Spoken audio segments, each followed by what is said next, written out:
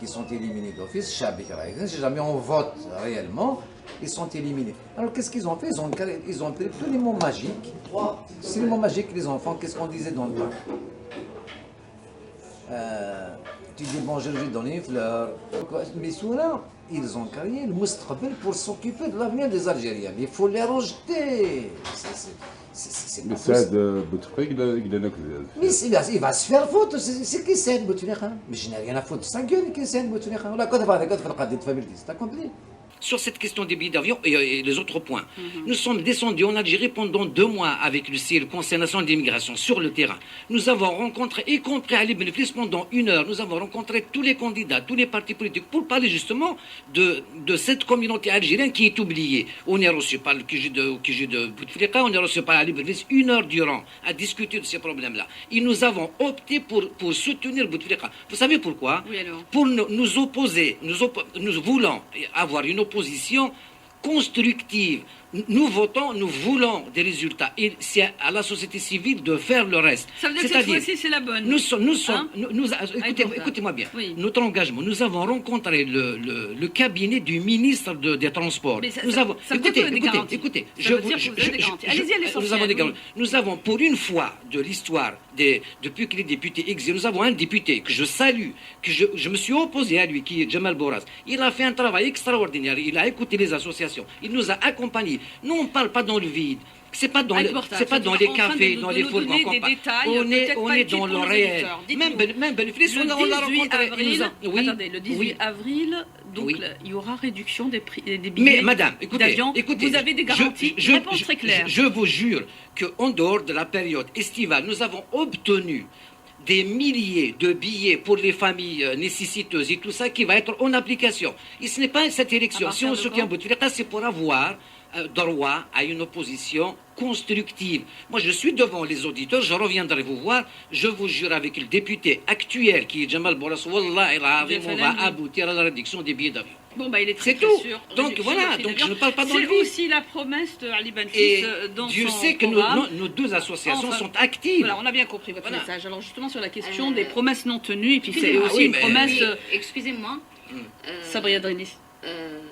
Depuis tout à l'heure, on est en train de décortiquer les lois, les promesses surtout. Les promesses, alors que les auditeurs, ils nous écoutent et personne ne nous croit. Pourquoi? Parce que tout le monde est désespéré. Les gens, ils ne sont pas dupes. Ils ne sont pas bêtes. Ils savent très bien ce qui se passe. Ils en ont marre d'un système qui dure depuis 15 ans. Ils n'ont rien fait. Non, ce n'est pas depuis 15 ans, je regrette. Non, faut pas dire ça. Attendez, on va le faire calmement. Je m'adresse à vous. Je suis devant vous, oui. Voilà. Allez-y. Vous faites partie du MCAF. Le MCAF, le mouvement citoyen le plus actif en France, avec le CNI, le Conseil national d'immigration. Je suis devant vous. Depuis le temps. Oui. Pourquoi vous n'avez rien fait pour les Algériens qui sont ici en France? Mais on a fait beaucoup de choses, madame. Vous n'avez rien fait. Nous, on fait. Mais je n'ai pas encore fini. La preuve, on était à Alger, à écouter les gens. Je n'ai pas encore fini mon idée. Oui. Je suis une Algérienne qui vit ici. Oui. On galère pour aller dans notre pays. Oui. Le billet d'avion, il a dépassé 800 €, monsieur. Mais les seuls Algériens qui vivent ici, qui ont 4, 5, 6 enfants, oui. Ils ne peuvent pas payer les billets, monsieur. Attendez, on vous a écouté, laissez-moi finir. Moi, je parle des problèmes de la communauté algérienne, vous êtes mal placé par rapport au MCAF pour parler de ça, madame. Vous n'avez pas à me juger, vous êtes mal placé. Et nous sommes constructifs. Monsieur Aït Mourtar, parce qu'avant de venir ici, monsieur Aït Mourtar, j'ai été sur YouTube, j'ai entendu ce que vous avez dit de M. Abdelaziz Bouteflika. Vous avez dit c'est un homme malade, il rentre chez lui. Je vais vous dire quelque chose. Vous étiez contre le 4e mandat, M.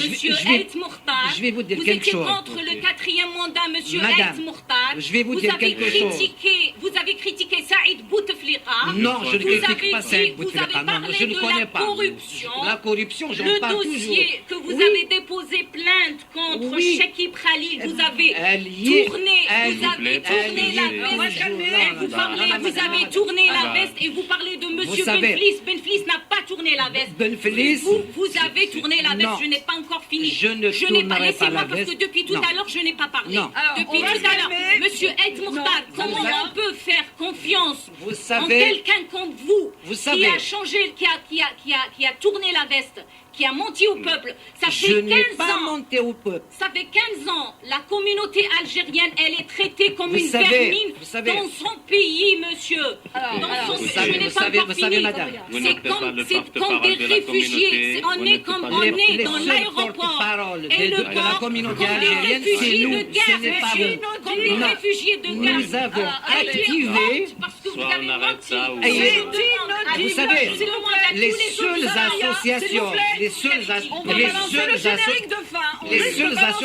qui activent dans cette communauté, c'est bien nous. C'est la fin de l'émission.